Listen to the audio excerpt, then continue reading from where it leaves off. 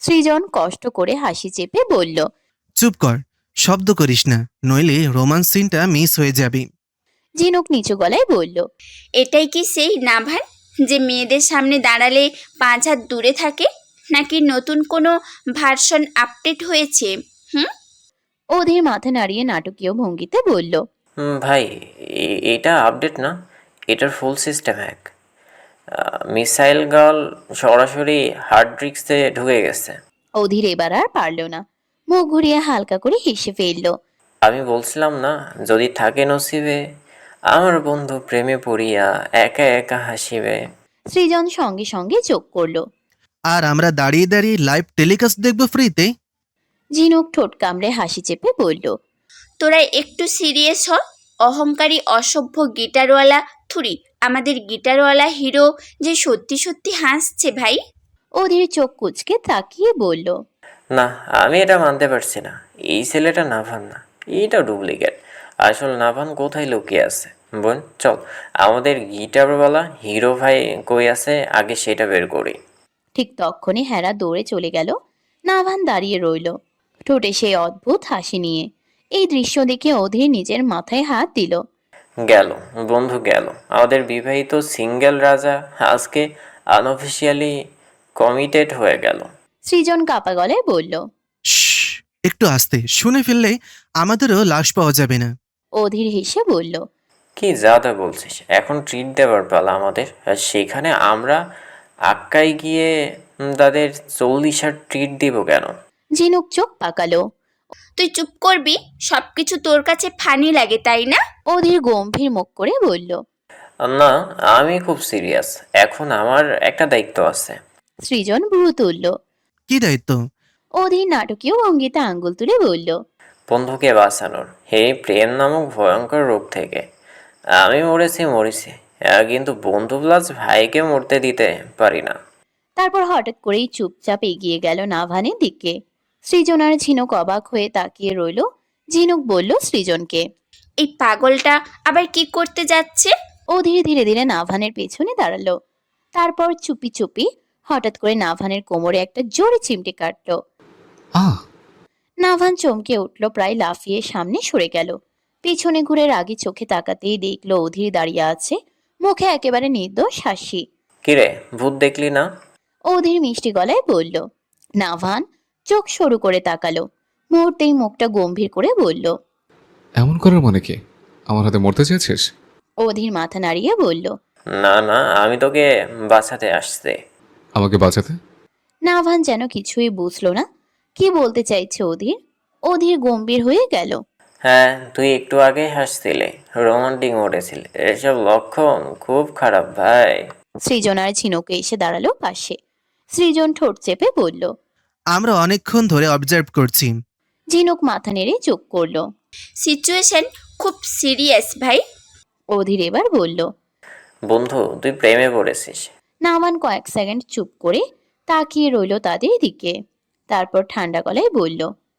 শেষ তোদের নাটক। অধীর হাসলো। না, এখনো শুরু। নাভান এক পা এগিয়ে এলো। আর একটা কথা বললে এখানে তোকে গাছের সাথে বেঁধে রেখে দেব, ইডিয়েট। অধীর সঙ্গে সঙ্গে দুই হাত তুলে আত্মসমর্পণের ভঙ্গি করলো। ঠিক আছে, কিছু বলছে না, কিন্তু একটা কথা মনে রাখিস। সে চোখ টিপে বলল। মিসাইল গার্ল কিন্তু ড্রেড হার্ডে টার্গেট করে। সৃজন হেসে ফেলল। ঝিনুক মাথা নাড়িয়ে বলল। গেম শুরু হয়েছে বস। তুমি যতই গভীর মুখে থাকো না কেন, তুমি যে কি রোমান্টিক চিজ তা আমরা দেখে ফেলেছি। নাভান কিছু বলল না, শুধু একবার তাকালো সেই দিকটায় যেদিকে হেরা দৌড়ে চলে গেছে। তার ঠোঁটে আবার সে অদ্ভুত নরম হাসিটা ফুটে উঠল। নাভানকে আবার হাসতে দেখে পাশে দাঁড়িয়ে থাকা তিনজন বন্ধু একসাথে মাথায় হাত দিল। অধীর একটু জোরেই বলল।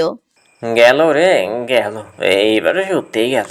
জাওয়াত খান আজ যেন নিজের ভিতরেই হারিয়ে গেছেন। এক সময়ে দৃঢ়চেতা কঠিন মানুষটা আজ ভেঙে পড়া এক নীরব নদীর মতো। শব্দ নেই, কিন্তু গভীর স্রোত বয়ে যাচ্ছে বুকের ভিতর। চোখ দুটো লাল ক্লান্ত, তবুও সেই চোখে জমে থাকা অশ্রু যেন বের হওয়ার অনুমতি পায় না। কারণ তিনি তো পুরুষ, আর সমাজ বলে পুরুষেরা নাকি কাঁদে না, কিন্তু আজ তার ভেতরের মানুষটা সমাজের সেই নিয়ম মানতে পারছে না। হেরা ধীরে ধীরে বাবার পাশে বসে পড়ে। বাবার কাঁধে হাত রাখতেই জাওয়াত খান কেঁপে ওঠেন, যেন এই স্পর্শ তাকে বাস্তবে ফিরিয়ে আনে। মেয়ের দিকে তাকাতে গিয়েও যেন লজ্জা পেয়ে যান।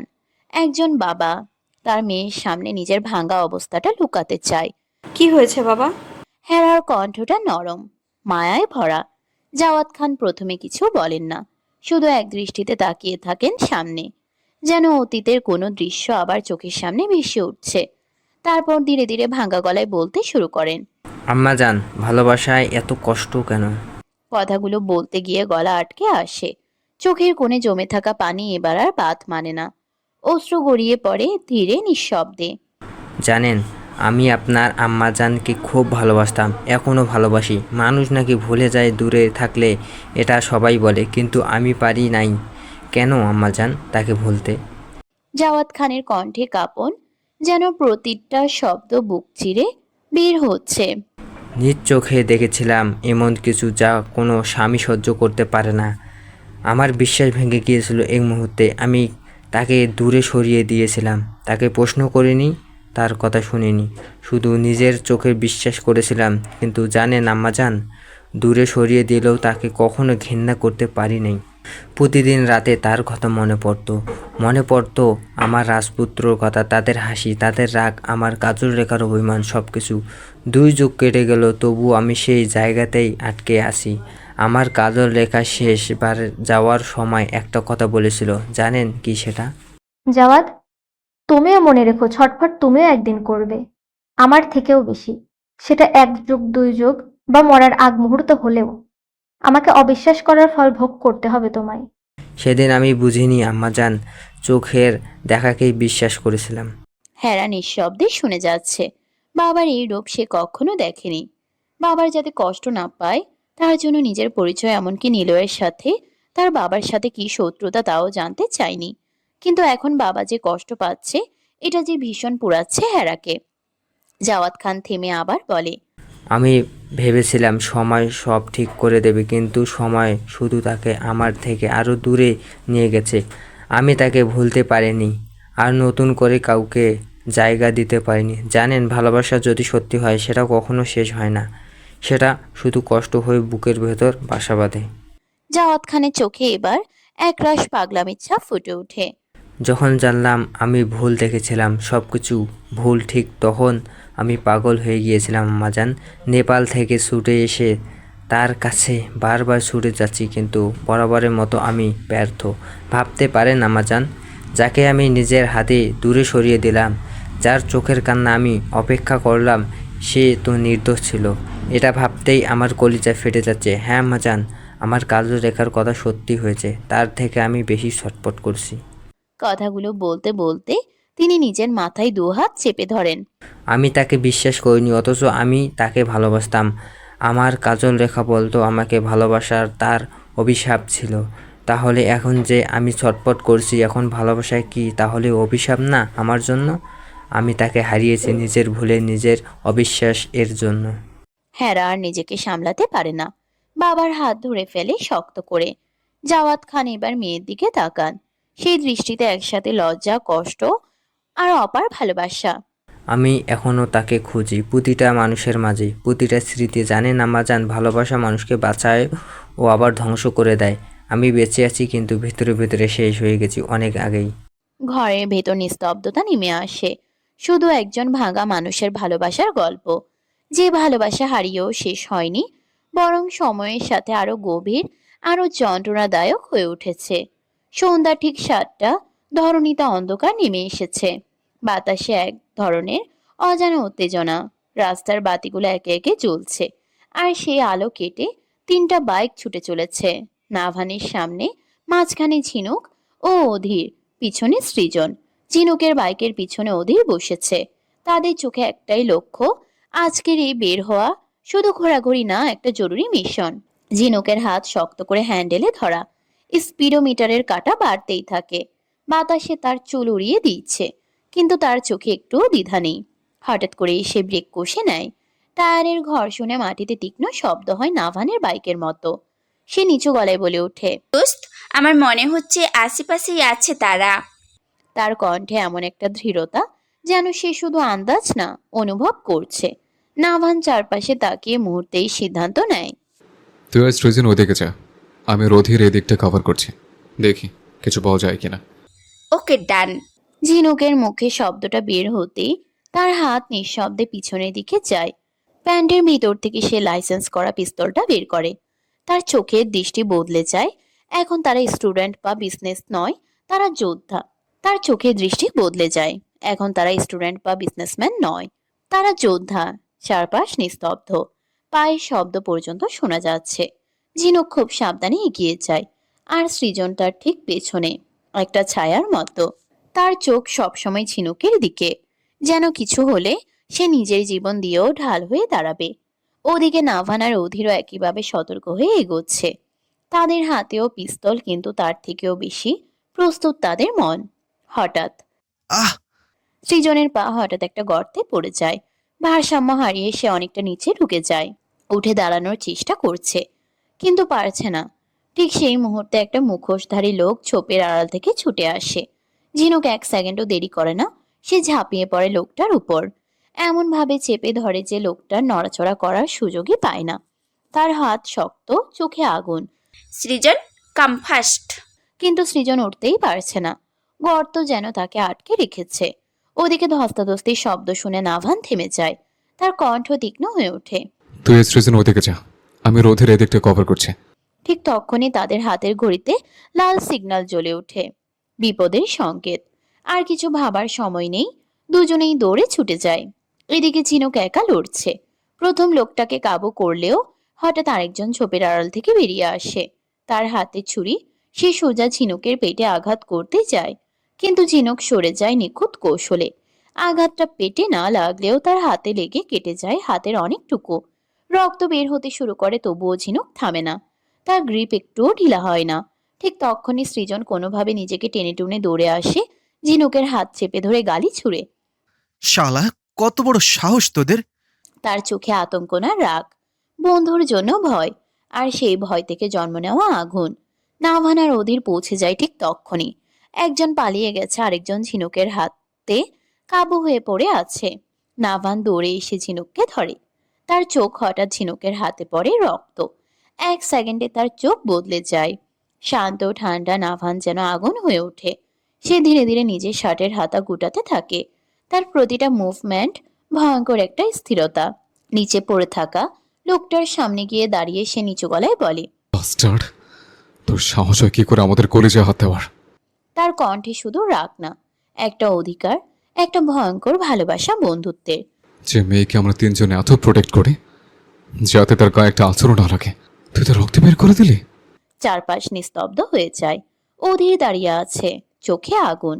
সৃজন এখনো ঝিনুকের হাত চেপে ধরে আছে, যেন রক্তটা নিজের হাতে থামিয়ে দিতে চায়। আর ঝিনুক, সে চুপ করে তাদের দিকে তাকিয়ে থাকে। তার হাতে ব্যথা আছে, রক্ত ঝরছে, কিন্তু তার চোখে এক অদ্ভুত ঝিলিক, গর্ব। এতটা পাগল হয়ে গেছে সবাই তার জন্য। এই তিনটা মানুষ, তার ঢাল, তার শক্তি, তার পরিবার। ঝিনুক হালকা হেসে ফেলে, মনে মনে বলে, ভাগ্যিস তোদের পেয়েছি, না হলে আজ আমি শুধু একা একটা নাম হতাম। আজ আমরা। বন্ধুত্বটা শুধু পাশে থাকা না, এটা এমন একটা সম্পর্ক যেখানে একজনের কথা মানে সবার যুদ্ধ, যেখানে একজনের ব্যথা মানে সবার যুদ্ধ, আর একজনের রক্ত মানে সবার রাগ। সন্ধ্যার অন্ধকারে চারটা ছায়া দাঁড়িয়ে থাকে, কিন্তু তারা শুধু বন্ধু না, তারা একে অপরের পৃথিবী। সন্ধ্যার অন্ধকার তখন আরো ঘন হয়ে এসেছে। বাতাসে কেমন একটা চাপা গন্ধ, রক্ত, ঘাম আর ভয় মিশে তৈরি হওয়া এক অদ্ভুত বাস্তবতা। চারপাশ নিস্তব্ধ। ঝিনুক দাঁড়িয়ে আছে, হাত থেকে রক্ত ঝরছে, কিন্তু তার দৃষ্টি নিজের দিকে না, তার সামনে দাঁড়িয়ে থাকা তিনটা মানুষের দিকে। সৃজন এখনো তার হাত চেপে ধরে আছে, এত জোরে ধরে আছে যেন নিজের হাত দিয়ে রক্ত থামিয়ে দেবে। তার কণ্ঠ কাঁপছে। তুই একটু সাবধানে থাকতে পারিস না? নিজের কথা একবারও মাথায় আসে না? ছেড়ে দিতে লোকটাকে। কথাগুলো রাগের মতো শোনালেও ভিতরে ভিতরে সেটা ভয়, বন্ধুরূপী বোনকে আঘাত পেতে দেখে। ওদের কিছু বলছে না, সে শুধু নিজের টি শার্ট ছিঁড়ে ব্যান্ডেজ বানাতে ব্যস্ত। তার চোখ নিচের দিকে, কিন্তু চোখের কোণে জমে থাকা রাগ আর কষ্ট স্পষ্ট। সে ধীরে বলে, আমাদের কিছু হলে সমস্যা নাই, কিন্তু তোর কিছু হলে আমি সহ্য করতে পারবো না রে, তুষারপাতের বউ। এই সহ্য করতে পারবো না, এই চারটা শব্দের ভেতরে লুকিয়ে আছে হাজারটা অনুভূতি। আর নাভান, সে কিছুক্ষণ চুপ করে থাকে, তারপর ধীরে ধীরে ঝিনুকের সামনে এসে দাঁড়ায়। তার চোখ লাল, তার রাগ, ভয় সবকিছু এক অদ্ভুত নীরবতায় আটকে আছে। সে হাত বাড়িয়ে খুব আলতো করে ঝিনুকের কাটা জায়গার পাশটা স্পর্শ করে, যেন ভয় পাচ্ছে আর একটু জোরে ছুলেই আবার কষ্ট পাবে। তারপর নিচু গলায় বলে, তোকে আগেও বলেছে রিস্ক নিবি না। তুই কথা শুনিস না কেন ঝিনুক? তোর কিছু হলে তুষার ভাইকে কিছু ভাবতে পাও। ঝিনুক কিছু বলে না, শুধু তাকিয়ে থাকে। নাভান নিজে উত্তর দেয়, তুই যে শুধু আমাদের বন্ধু না ঝিনুক, তুই আমাদের কলিজা, আমাদের বোন, আমাদের হাসি। তুই না থাকলে আমরা তিনজন একসাথে থেকেও একা হয়ে যাই। আর কখনো রিস্ক নিবি না, এটাই ফার্স্ট অ্যান্ড এটাই লাস্ট। তা না হলে তোকে আর কখনো মিশনে আনবো না। Got it? একটা মুহূর্তের জন্য সময় থেমে যায়। ঝিনুকের চোখে পানি এসে যায়, কিন্তু সে কাঁদে না, সে হাসে, একটা গভীর তৃপ্তির হাসি। এই পৃথিবীতে অনেক সম্পর্ক আসে যায়, কিন্তু এমন কিছু সম্পর্ক থাকে যেগুলো রক্তের না হয়েও রক্তের থেকেও গাঢ় হয়ে যায়। সে ধীরে বলে, আর যদি আবারও একই পরিস্থিতি আসে, আমি আবারও ঝাঁপিয়ে পড়ব। কারণ জানি আমি একা না, আমার পেছনে তিনটা ছায়া আছে, যারা আমার জন্য নিজের জীবনকেও তুচ্ছ করে দেবে। আমি ঠিক আছি, আমার কথা বাদ দে। হালকা কেটেছে, আগে ওই শালাকে ধর। নাভান ঝিনুককে ঠিক থাকতে দেখে লোকটার কাছে যায়। বল, কেমন জিনিস লুকাচ্ছে শামসুল চৌধুরী? বলো। লোকটার মুখ থেকে রক্ত বের হতে থাকে। নাভান ইচ্ছে মতো মেরে কাবু করে ফেলেছে। লোকটা রক্তাক্ত মুখ নিয়ে কিছু বলতে যাবে, তার আগে কেউ আড়াল থেকে লোকটার মাথা বরাবর শুট করে। নাভানকে হ্যাচকাটানে সরিয়ে আনে সৃজন। অধীর ঝোপের দিকে ছুটতেই ঝিনুক অধীরকে থামিয়ে দেয়। না অধীর, এখন আমাদের রিস্ক হয়ে যাবে। সেট, আমি কিছুই করতে পারছি না। কিছু তো একটা আছে যা আমরা জানি না। কাজল ভিলার বিশাল গেটটা ঠেলে ভেতরে ঢুকতে হেরার বুকের ভেতরটা কেমন যেন ধকধক করে উঠল। যেন শুধু একটা বাড়িতে নয়, অজানা কোনো অতীতে পা রাখছে সে। চারদিকে অদ্ভুত নীরবতা, তবুও এই নীরবতার মাঝেই লুকিয়ে আছে বহু না বলা গল্প। রোজ আর উষা পিছনে দাঁড়িয়ে, কিন্তু হেরা এগিয়ে যায়, তার পায়ের শব্দ যেন নিজেই শুনতে পাচ্ছে না। মার্বেলের ঠান্ডা ফ্লোরে পা পড়ছে, কিন্তু অনুভূতি শূন্য। কাজের মেয়েকে বলে কাজল খানের রুমে এসেছে। বারান্দার নীরবতা ভেঙে দিচ্ছে চুরির রিনিঝিনি শব্দ। উপরে নিজের ঘরে বসে কাজল খান বারান্দা দিয়ে ফুলগাছের দিকে তাকিয়েছিল। চোখে একরাশ শূন্যতা, ঠোঁটে অদ্ভুত কঠোরতা। দরজায় টোকা পড়তেই না তাকিয়েই বলল, কে অধীর? আসো, দরজা খোলা আছে। কাম হিয়ার মাই সন। কিন্তু দরজার ভেতর ঢোকার সাথে সাথেই থেমে গেল তার নিঃশ্বাস। এই পায়ের শব্দ, এই নরম উপস্থিতি, এটা অধীর না। চুরির শব্দে হঠাৎ ঘুরে তাকাতেই চোখ স্থির হয়ে গেল হেরা। মুহূর্তের জন্য সময় যেন থেমে গেল। চোখের দৃষ্টি শক্ত থেকে নরম হয়ে এলো। অবিশ্বাস, বিস্ময় আর কোথাও যেন লুকানো এক গভীর টান। অ্যাডভোকেট এমএলএ কাজল খান এগিয়ে এলো দ্রুত। হেরা কেঁপে উঠল। এত বড়, এত প্রভাবশালী একজন নারী আস্থার সামনে এত কাছে দাঁড়িয়ে। সেদিনের কথা মনে পড়ে গেল। একটা চেক হাতে দিয়ে বলেছিল, ছেলের বউকে খালি হাতে দেখতে নেই। আজ সেই একই মানুষ, কিন্তু চোখের ভেতরটা আজ অন্যরকম। হেরা কাপা গলায় বলল, আসসালামু আলাইকুম। ওয়ালাইকুম আসসালাম মা, বসো। কার সাথে এসেছো? নাভানকে বলতে পারতে, নিজেই নিয়ে আসতো তোমায়। হেরা মাথা নিচু করে। না, আমি ঠিক আছি। কাজল খানের ভ্রু কুঁচকে গেল। কিছুই ঠিক নেই। আমার ছেলের বউ একা এসেছে, সেহেত আজ কোথায়? কাজল খান ডেকে ওঠে তার ছেলেকে। হেরা চমকে যায়। আজ এমনিতে ওই অসভ্য গিটারওয়ালা তার সাথে কি করেছে, কত কষ্টে তার থেকে পালিয়ে এসেছে। এমনকি নাভান যে এখন বাসায় নেই সেটা জেনেই এসেছে, যাতে নাভানের মুখোমুখি না হতে হয়। হেরা বিচলিত হয়ে বলে, আন্টি প্লিজ কাউকে ডাকবেন না, আমি শুধু আপনার সাথে কথা বলতে এসেছি। কাজল খান একটু থামলো। তার চোখে সেই পুরনো কঠোরতা ফিরে এলো। এভাবে বলছো কেন? এটা তোমার বাড়ি, তুমি এই বাড়ির বড় বউ। হেরা মাথা তুলে তাকালো। চোখে ভয়, কিন্তু তার চেয়েও বড় একরাশ জেদ।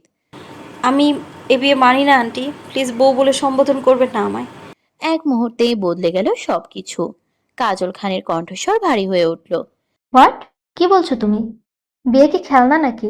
হেরা কেঁপে উঠল, তবুও থামল না। এই বিয়েটা আমাদের ইচ্ছেতে হয়নি, এটা একটা অ্যাক্সিডেন্ট যেখানে ভালোবাসা নেই। স্টপ! কাজল খানের চোখ লাল হয়ে উঠল, কিন্তু তারপর হঠাৎই তার কণ্ঠে অন্যরকম ভাঙন। বেশি ভালোবাসলেই সম্পর্কে সংসার টিকে, এমন না। আমাকে দেখো, ভালোবেসে কি পেলাম আমি? ঘরটা ভারী হয়ে উঠল। হেরা মাথা উঁচু করে তাকায়। ইস, কি সুন্দর দেখতে। আচ্ছা, কে বলবে এই মহিলার ভার্সিটি পড়ুয়া ছেলে আছে দুটো? পা থেকে মাথা অবধি হেরা খুঁটিয়ে খুঁটিয়ে দেখে। শাড়ি, চুড়ি, চুল বাঁধার স্টাইল সব বলে দিচ্ছে সামনের মহিলাটি একজন নামি দামি মহিলা। মায়া আর কঠোরতার মিশেলে এক মন, দুই সত্তাই অ্যাডভোকেট কাজল রেখা। হেরা ধীরে বলল। বাবা আপনাকে এখনো ভালোবাসে। মুহূর্তে কাজল খানের মুড চেঞ্জ হয়ে যায়। ওই লোকের কথা আমার সামনে বলবে না। একটা দীর্ঘ নিঃশ্বাস নিয়ে দাঁড়িয়ে পড়ল কাজল খান। তুমি আমার ছেলের বউ, বিয়ে যেমনই হোক। নাভান তোমাকে মেনে নিয়েছে, আর আমার ছেলে যা মানে সেটাই সত্যি, সেটাই তার। তারপর হঠাৎ স্বাভাবিক হয়ে কাজের মেয়েকে ডাকলো।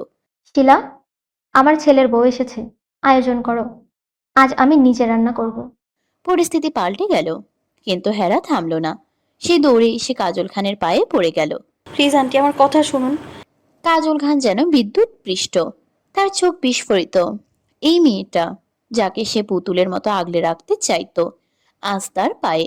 সব কঠোরতা গলে গেল এক মুহূর্তে। সে তাড়াতাড়ি হেরাকে তুলে বুকে জড়িয়ে নিল। এ কি করলি মা তুই? তোকে এভাবে দেখতে চাইনি কখনো।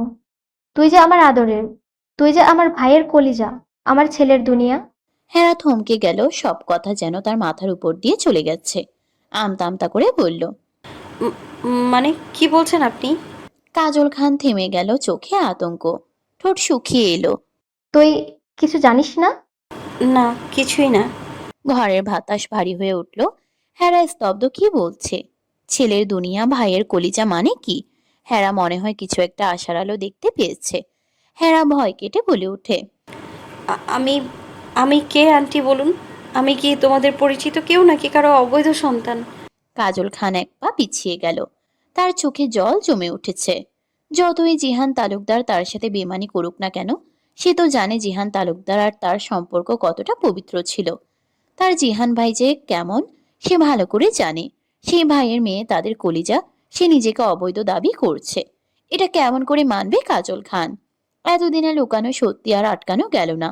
তিনি জানেন না কেন জাওয়াত খান হেরার পরিচয় লুকিয়ে রেখেছে, কিন্তু এর পিছনে নিশ্চয়ই বড় কারণ আছে বলে মনে হচ্ছে। তাছাড়া ছেলের কথা চিন্তা করেও তিনি বলে দিবেন। আর হেরার যথেষ্ট বয়স হয়েছে, সবার অধিকার আছে নিজের পরিচয় জানার। কাজল খান ধীরে ধীরে বলতে থাকে। তুই আমার একমাত্র ফুফাতো ভাইয়ের রাজকন্যা। হেরা নিঃশ্বাস নিতে ভুলে গেল। কাজল খান থেমে আবার বলে। জাওয়াত খানের বোন, তৌহিদা খানের মেয়ে তুই। মানে?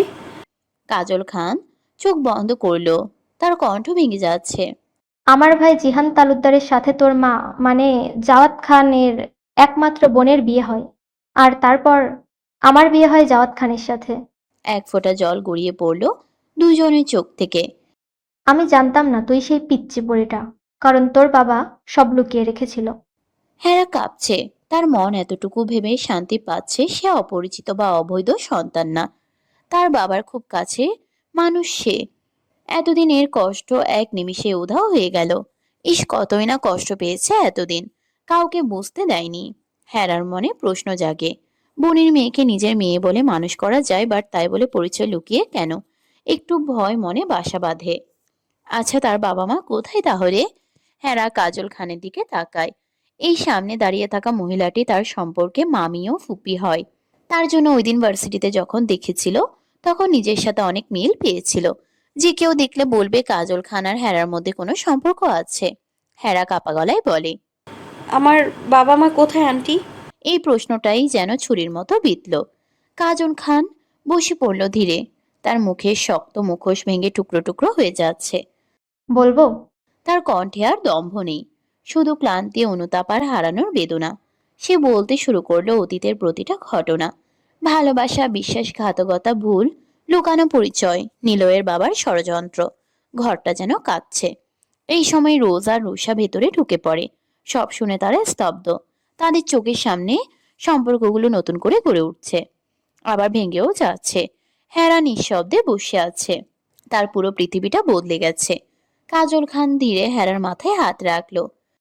তুই শুধু আমার ছেলের বউ না, তুই আমার মা, আমার হারানো সম্পর্কের শেষ চিহ্ন। তার কণ্ঠ কাঁপছে। হঠাৎ হেরা মাথা চেপে ধরে পড়ে যায় ফ্লোরে। মাথা ফ্লোরে আঘাত লাগার আগেই নাভান ধরে ফেলে। হেরাকে বুকে জড়িয়ে ধরেছে, ভয়ে কাঁপছে শক্তপোক্ত ছেলেটা। রুমটার ভেতর হঠাৎ করেই যেন সবকিছু থেমে গেছে। হেরা নিথর হয়ে পড়ে আছে, নাভানের হাতে ধরা। তার মাথাটা বুকের কাছে চেপে রেখেছে নাভান, যেন একটু ছেড়ে দিলেই লুটিয়ে পড়বে হেরা। নাভানের আঙ্গুল কাঁপছে, বুকের ভেতর ধুকপুক শব্দটা নিজের কানেই শুনতে পাচ্ছে সে। পরিব, ওপেন ইউর আইস প্লিজ। তার কণ্ঠ ভেঙে যাচ্ছে, গলা শুকিয়ে কাঠ। হে মেয়ে, কথা বলছো না কেন? উঠো, স্পিক আপ ড্যামিট। তুমি তো চুপ থাকার মেয়ে না, মিসেল গার্ল। উঠো, শাস্তি পাবে কিন্তু তুমি, ইডিয়েট। তার কণ্ঠে রাগ নেই, আছে ভয়, একটা অসহায় দম বন্ধ করা ভয়। হেরা কোনো সাড়া দেয় না। নাভান হেরাকে আরো শক্ত করে জড়িয়ে ধরে, যেন নিজের হৃদস্পন্দন দিয়ে তাকে ফিরিয়ে আনবে। কাজল খান সামনে এগিয়ে আসে, মুখটা ফ্যাকাশে, তবুও নিজেকে শক্ত রাখার চেষ্টা করছে। নাভান, তুমি শান্ত হও। তার গলাও কাঁপছে, কিন্তু দৃঢ় হওয়ার চেষ্টা স্পষ্ট। হেরার জ্ঞান নেই, তুমি ওকে বিছানায় শুইয়ে দাও, আমি ডক্টরকে ফোন দিচ্ছি। এমন সময় ঝিনুক আর তুষার রুমে ঢুকে। তুষার এসে থমকে যায়। একদিকে ঝিনুকের হাত কাটা, আরেকদিকে হেরা অজ্ঞান। নভান, তুমি হীরাকে শুয়ে দাও। তুষারের কণ্ঠ দৃঢ়, কিন্তু চোখে চিন্তার ছাপ স্পষ্ট। নাভান কোনো কথা না বলে খুব যত্ন করে হেরাকে বিছানায় শুয়ে দেয়। তার হাত এখনো ছাড়তে চাইছে না। তারপর তুষারকে আড়ালে ডাকে। নাভান কিছু একটা বলতেই তুষার চিন্তিত হয়ে পড়ে। তুষারের মুখ শক্ত হয়ে যায়। সে তাড়াতাড়ি কাগজে কিছু লিখে দেয়। নাভান সেটা নিয়েই এক দৌড়ে বেরিয়ে যায়। এদিকে ফোন না পেয়ে জাওয়াত খান বারবার কল দিচ্ছিল হেরাকে। শেষে রুষা ফোন রিসিভ করতেই সব জানায় রুষা। আর তারপর একটা ঝড়ের মতো কাজল ভিলায় ঢুকে পড়েন তিনি 20 মিনিটের মাথায়। রুমে ঢুকেই মেয়েকে সে অবস্থায় দেখে থমকে যান। আম্মা যান। একটা শব্দ, কিন্তু তার ভেতরে হাজারটা ভয়। তার পা কাঁপে, তবুও এগিয়ে যায়। আর তখনই তার আর তখনই তার চোখ পড়ে কাজল খানের উপর। দুজনের চোখে এক দুজনের চোখ এক হয়। কত বছরের অভিমান, দূরত্ব, না বলা কথা, সব এক মুহূর্তেই ফিরে আসে। কেউ কিছু বলে না। হঠাৎ করেই জাওয়াত খান এগিয়ে গিয়ে কাজল খানকে জড়িয়ে ধরে। কাজল খান থমকে যায়। এতদিন পর এমন স্পর্শ, কিন্তু জাওয়াত খান ছাড়ে না, বরং আরো শক্ত করে টেনে নেয় বুকের মাঝে। তার কণ্ঠ ভেঙে যায়। কাজল, আমাদের মেয়েটার কিছু হবে না তো? এই মানুষটা যে সবসময় শক্ত, আজ পুরোপুরি ভেঙে পড়েছে। কাজল খানের বুক কেঁপে ওঠে, চোখ ভিজে আসে, তবুও অভিমান এখনো মরে যায়নি।